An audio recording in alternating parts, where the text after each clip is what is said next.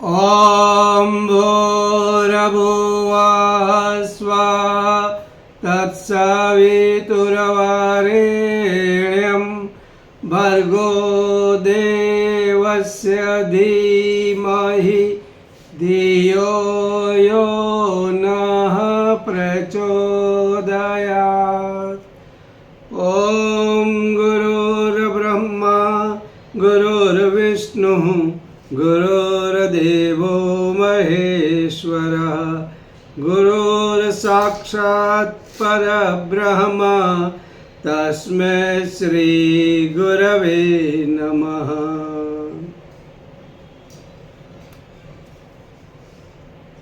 कोई मनुष्य अगर बात बड़ी बड़ी करे,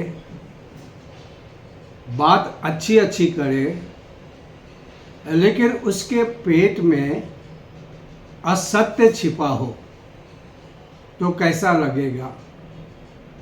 क्या वो इंसान आगे जाकर विकास करेगा, लोगों का विश्वास प्राप्त करेगा, या लोग कुछ दिन के बाद कहेंगे यह आदमी तो बेकार है, निकम्मा है, झूठा है, कपटी है, और उस इंसान की कीमत कुछ भी रहेगी। ये बिल्कुल सत्य है कि जो आदमी झूठ बोलता है, असत्य भाषण करता है, दंभ की भाषा बोलता है, वह सब कुछ उसके चेहरे पर, उसके शरीर के हलन चलन से, उसकी वाणी और शब्दों के माध्यम से प्रकट हो ही जाता है। हो सकता है असत्य और गलत बोलकर फौरन लाभ मिल जाए, और अक्सर ऐसा होता भी है।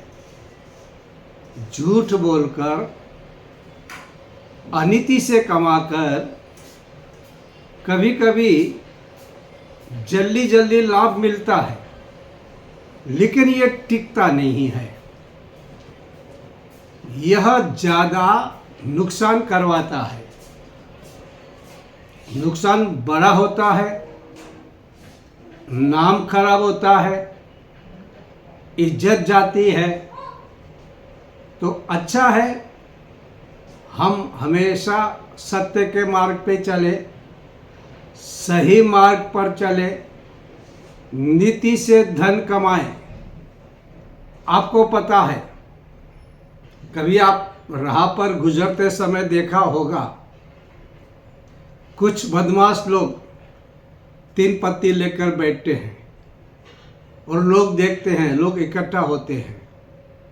उसमें वो देखते हैं कि 3 पत्ती वाला पहला आदमी बैठता है, वो बहुत कमाता है, दोबारा और ज़्यादा कमाता है, और वो पैसे ज़्यादा बढ़ा के डालता है, और अंत में ऐसा होता है वो सारे पैसे गंवा देता है। कभी कभी हम जब गोवा वगैरह जगह पे जाते हैं, वहाँ बड़े बड़े जुआ खेलने की क्लबें होती हैं, शानदार होती हैं, बहुत सारे पैसे देने पड़ते हैं। अक्सर लोग पहले तो जीतते हैं और उन्हें लगता है कि अब तो यहाँ से जाएंगे तो गोवा आए उसका खर्च लेकर ही जाएंगे। वो खेलते रहते हैं, फिर हार आती है। उन्हें लगता मैंने जो पहले तरीका अपनाया था वो अपनाऊंगा तो मैं वापस जीत लूँगा, रिकवर कर लूँगा। लेकिन जब वो बड़ा दाव खेलता है तो सब पैसे चले जाते हैं। ये जो झूठ का व्यवहार, ये जो अनीति का व्यवहार, ये ऐसा ही है। प्रारंभ में लाभ देता है, प्रारंभ में लुभाता है, लेकिन अंत में सब कुछ ले लेता है। तो हमें परम पूज्य गुरुदेव कहते हैं, अपने कर्म और अपने वचन यह सत्य मार्ग पर चलने चाहिए। सत्य मार्ग पे चलोगे तो ही सुख भी मिलेगा और कल आत्मविकास भी होगा। हम लोग भी देवता हैं, भले भटक गए तो क्या हो गया, है तो देवता। अगर सही मार्ग पे चलेंगे, सत्य मार्ग पे चलेंगे तो विकास होगा, कल्याण होगा, सुख शांति हमें तो मिलेगी, लेकिन हमारे साथ जो भी हैं वे भी सुख प्राप्त करेंगे, शांति प्राप्त करेंगे और सही मार्ग पकड़ेंगे तो उनका भी विकास होगा। वरना पिता अगर अनीति से कमा रहा है, बेटा भी वो सीखेगा अनीति, तो वो अपना भविष्य भी अंधकारमय बना देगा। तो इसलिए हमें बहुत सावधान रहना चाहिए। दूसरी बात असत्य के बारे में ये है कि आप जब इस संसार में रहते हो तो संसार में कैसा होता है, आप जिनके साथ रहते हो, जो साहित्य पढ़ते हो और जो बातें हमेशा सुनते हो, वो आपके मन पर असर करती है। लोगों का व्यवहार, क्योंकि लोग अगर ये मान के चलते हैं कि गाय बन के, ईमानदार बन के कभी आप पैसा नहीं कमा सकते, आपको तो अनीति के मार्ग पर, गलत मार्ग पर लोगों को मूर्ख बनाकर ही अनीति से ही धन प्राप्त हो सकता है, अन्यथा नहीं। और सभी लोग ऐसा कर रहे हैं, सभी लोग ऐसा कह रहे हैं, तो हम भी वैसा करना प्रारंभ करते हैं, क्योंकि हम तो सब ये देखते हैं। क्योंकि हमारा स्वभाव कैसा है कि हम जो देखते हैं हमारे आसपास, सुनते हैं, वैसे बन जाते हैं। हमारी सोच, हमारा व्यवहार बदल जाता है। आपने ये कहानी तो सुनी होगी, पंचतंत्र की है। एक बार सिंह का बच्चा जंगल में खो गया। छोटा बच्चा था, अभी अभी जन्म हुआ था। तो चल के भेड़ बकरियां जो थी उनके बच्चों में शामिल हो गया। अब ये बकरी के बच्चे, भेड़ के बच्चे बे बे बे बे बे करते हैं, घास खाते हैं, लोगों से डरते हैं। एक बकरी गिरती है तो दूसरी बकरियां आके वैसे ही गिरती है। दूसरे जो करते हैं वैसा ही करते हैं। न अपनी सोच है, न समझ है, बे बे बे करना, लाचारी दिखाना, दूसरे करे वो करना, दूसरा कहे वो करना। और क्योंकि वातावरण की, आसपास के लोगों की असर मनुष्य पे पड़ती है, तो ये असर इन पशुओं पे भी पड़ती है। तो ये बेचारा बे बे करता है, उनके साथ घूमता है, लाचारी एक्सप्रेस करता है। दिन बीत रहे थे। एक बार क्या हो गया, एक सिंह वहां से गुजर रहा था। उसने देखा, अरे इन भेड़ बकरियों में सिंह का बच्चा क्या कर रहा है। वो रुका, देखा तो वो तो बे बे बे बे कर रहा है। उसने उसको पकड़ा, वो रोया, मुझे मत पकड़ो सिंह राजा, मुझे मत पकड़ो, मैं बकरा हूं, मैं गरीब हूं, मैं लाचार हूं, मैं लोग जो कहते हैं वो करता हूं, लोग जो करते हैं वो करता हूं, किसी से कुछ चर्चा नहीं करता, किसी से झगड़ा नहीं करता, किसी से आर्ग्यूमेंट नहीं करता, कोई नए विचार नहीं रखता, न नई सोच रखता हूं, किसी को नड़ता नहीं, कृपा करे मुझे छोड़ दे। सिंह का बच्चा बोला, अरे तू क्या बात कर रहा है, तू सिंह का बच्चा है। उसने बोला, नहीं नहीं नहीं, बे बे बे, मैं बकरी का बच्चा हूँ, मैं लाचार हूँ, मैं गरीब हूँ, छोड़ दे छोड़ दे। लेकिन सिंह ने उसे उठाया, कुएं पे ले गया। कुएं का पानी स्थिर था, उसमें उसने दिखाया कि देख ये तेरा दर्पण, उसमें देख तू क्या है।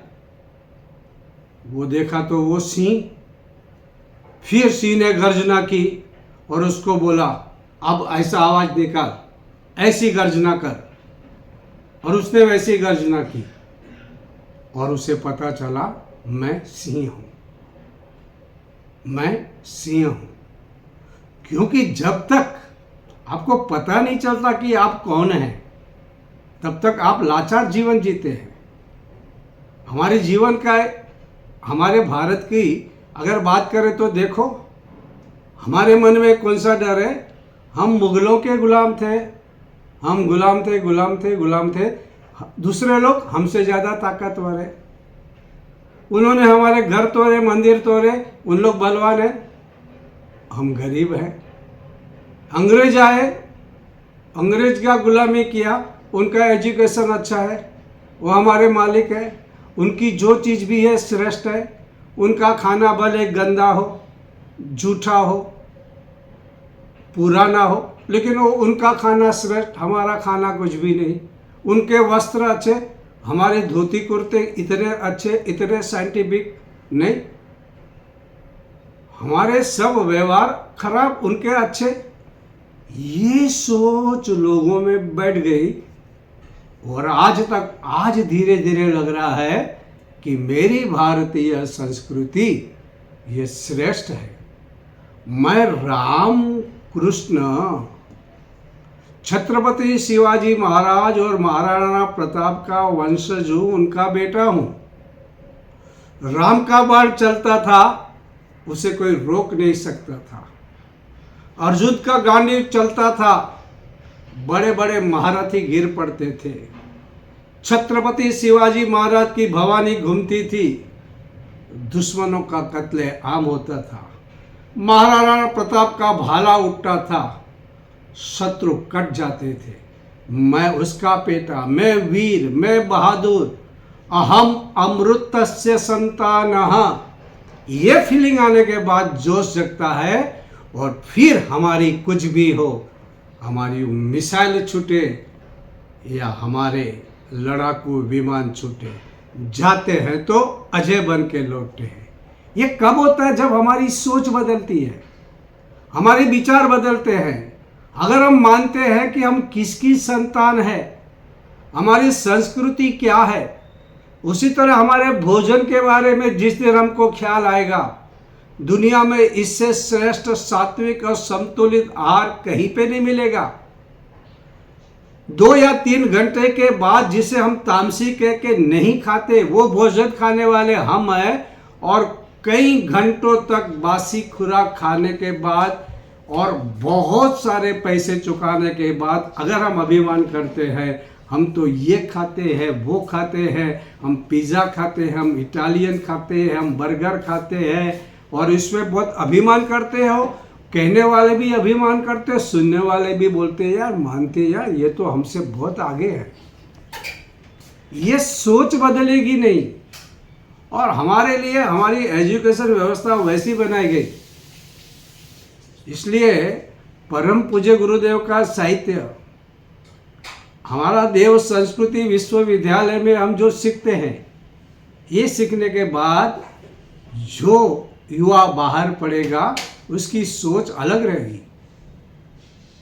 वो कहेगा मैं ऋषियों की संतान हूं, सादा जीवन रहेगा, उच्च विचार रहेंगे, लेकिन दिल जो जिगर रहेगा वो मजबूत रहेगा, वो कमजोर नहीं होगा, वो बात बात पे डरेगा नहीं, ना असत्य का मार्ग पकड़ेगा। सिंह की तरह जिएंगे, लेकिन नम्रता भी रहेगी, प्रेम भी रहेगा।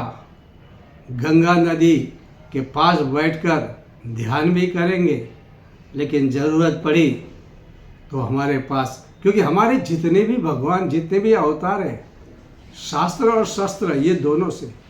राम का जीवन देखो, विश्वामित्र, वशिष्ठ के पास क्या क्या सीखे, लेकिन साथ में भगवान राम का बाण याद है, अर्जुन का गांडीव याद है। ये क्या है? हम अच्छे सच्चे हैं और हम अच्छाई का मार्ग पकड़ते हैं, लेकिन हम जो संस्कार लेंगे, जो सुनेंगे, पढ़ेंगे, अगर टीवी में हम लोग ये पढ़ते बैठेंगे फलाना हीरो बहादुर है और व्यायाम करके प्रोटीन के शेक पी के बॉडी बना रहा है, वो थोड़ी हीरो है तुम्हारा। उसके जीवन में देखो कितना कायराना होता है, कितने खोटे काम करते हैं। ये तुम्हारे नायक नहीं है। तुम्हारे नायक तो होने चाहिए अभिमन्यु, अर्जुन होना चाहिए, भीम होना चाहिए, छत्रपति शिवाजी महाराज, संभाजी महाराज, ये तुम्हारे हीरो होने चाहिए।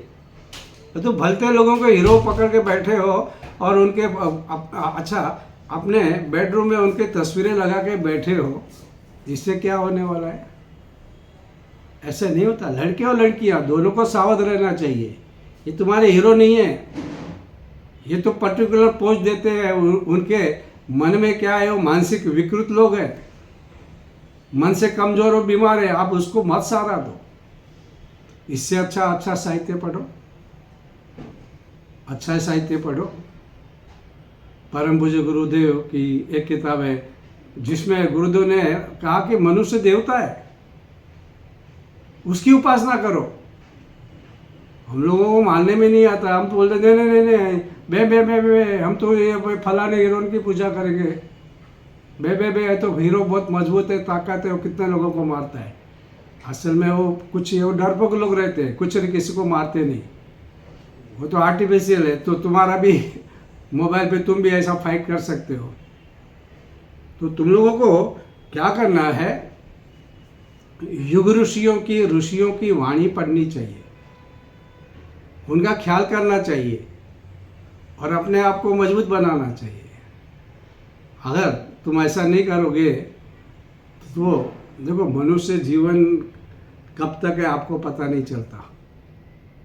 जिंदगी इतनी बड़ी भी नहीं है कि आप सोच विचार में जिंदगी निकाल लो। जल्दी से सोचो और अपना जीवन का रुख बदलो, राह बदलो, दिशा बदलो, सही दिशा पर जाओ, सतमार्ग पे चलो। और दूसरी बात, कभी कभी हम लोग क्या करते हैं, जो सुनते रहते हैं उसको सच मान लेते हैं। और ये मनोविज्ञान भी कहता है कि जो बात आप बार बार सुनते हो उसको आप मान लेते हो। अगर असत्य भी बार बार कहा जाए आपको तो आप मान लोगे, आप मान लोगे। एक कहानी है पंचतंत्र में कि एक ब्राह्मण का बच्चा बहुत ही अच्छी तरह से कर्मकांड कर रहा था। तो उसको किसी यजमान ने बुलाया। बुलाने के बाद पूजा पाठ कर्मकांड पूरा हुआ। तो उस ज़माने में गाय यह धन था। तो पहले पैसे ज़्यादा उसको धनवान नहीं कहते थे, जिसके पास गाय ज़्यादा वो धनवान। तो उन्होंने गाय का बच्चा, क्योंकि ये भी बच्चा था, तो गाय का बच्चा उन्होंने दान में दिया। ये लेके जा रहा था। अब 3 ठग देख रहे थे। उनको लगा अरे ये बछड़ा कितना अच्छा है, ये तो हमारे पास होना चाहिए, हमको चाहिए। उन लोग कुछ प्लान करते हैं। ये भोला भाला वेद मंत्र का पाठ करते, श्लोक बोलते, स्तोत्र बोलते चल रहा है आराम से मजे में। इतने में एक आदमी मिला। अरे बोलता, नमस्कार भूदेव, हे ब्राह्मण श्रेष्ठ, हे बटुक, आप ये क्या कर रहे हैं? आप श्रेष्ठ कुल में पैदा हुए, आप ब्राह्मण लग रहे हैं, लेकिन ये क्या कर रहे हैं? ये गधे के बच्चे को ले जा रहे हैं, क्यों अपवित्र हो रहे हैं? हमारा तो कुछ नहीं जाता, लेकिन दुख होता है, भारी दुख होता है। कृपया गधे के बच्चे को छोड़ दो। तो ब्राह्मण के पुत्र ने कहा, अरे पगले, तुझे ये गधा लग रहा है? ये बछड़ा है, गाय का बेटा है। मुझे अभी अभी दान में मिला है, तेरा दिमाग काम नहीं कर रहा है, भाग यहाँ से। उसको भगा दिया, चलने लगा। कुछ देर चलने के बाद फिर एक आदमी आया। उसने कहा, अरे रे रे रे, क्या कलयुग आ गया, क्या कलयुग आ गया, ये आप क्या कर रहे हो? तो उसने बोला, मैं क्या कर रहा हूँ? बोला, आप गधे को उठा के चल रहे हो, आप तो कुछ श्रेष्ठ कुल के लगते हो। गधा तो अपवित्र है, अपने आप को अपवित्र पाप में क्यों बना रहे हो? छोड़ दो, गधे को छोड़ दो।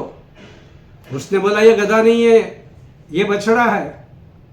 तो उसने बोला कि आपकी जो मति है वो भ्रष्ट हो गई है, ये गाय नहीं है, गाय का बछड़ा नहीं है, ये गधा है, गधे का बच्चा है। ठीक है, तुम्हारी मर्जी है, मेरा क्या जाता है, लोग तो थू थू करेंगे तुम पे। उसने बोला, ठीक है, वो निकल गया, आगे निकला। लेकिन अब इसके मन में विचार आया, अरे ये क्या बात है, पहले वाले ने भी बोला गधा, ये भी बोल रहा है। वो रुका, फिर से उसने उस बछड़े को चेक किया, कान चेक किए, पैर चेक किए, आंखें चेक की, लगता तो बछड़ा है। लेकिन ये ऐसा कैसा होगा कि दो व्यक्ति मुझे कह रहे हैं कि ये गधे का बच्चा है, कि गलती तो नहीं हो रही। फिर उसने दिल मनाया, जाने दे। धीरे धीरे आगे चला, और फिर वहाँ पे तीसरा आदमी आया। उसने बोला, महाराज, मैं आपकी चरण की धूल लेना चाहता हूँ, लेकिन माफ़ करना, आप ये क्या कर रहे हैं? आप गधे के बच्चे को लेके कहाँ जा रहे हैं? तो उसने बोला, गधे का बच्चा थोड़ी है, ये तो बछड़ा है। अरे बोलता, महाराज, आपकी नज़र धुंधली हो गई है, आपकी नज़र काम नहीं कर रही है, आपका दिमाग काम कर नहीं रहा। आपने क्या खाया है? आपने अफीम तो नहीं खाया है? ये बछड़ा नहीं है, ये गधे का बच्चा है, आप फौरन छोड़ दो। आगे लोग बहुत ही धार्मिक है, आपको मारेंगे उन लोग आपको देख के। और अब ये डर गया, बोला, सभी के सभी कह रहे हैं कि ये गधे का बच्चा है, ये बछड़ा नहीं है, जरूर कहीं मेरी गलती हो रही है, या मेरा दिमाग खराब हो गया है, या मेरी आंखें खराब हो गई है, या मेरी समझ चली गई है। और उसने डर के फौरन उस बछड़े को वहीं छोड़ दिया।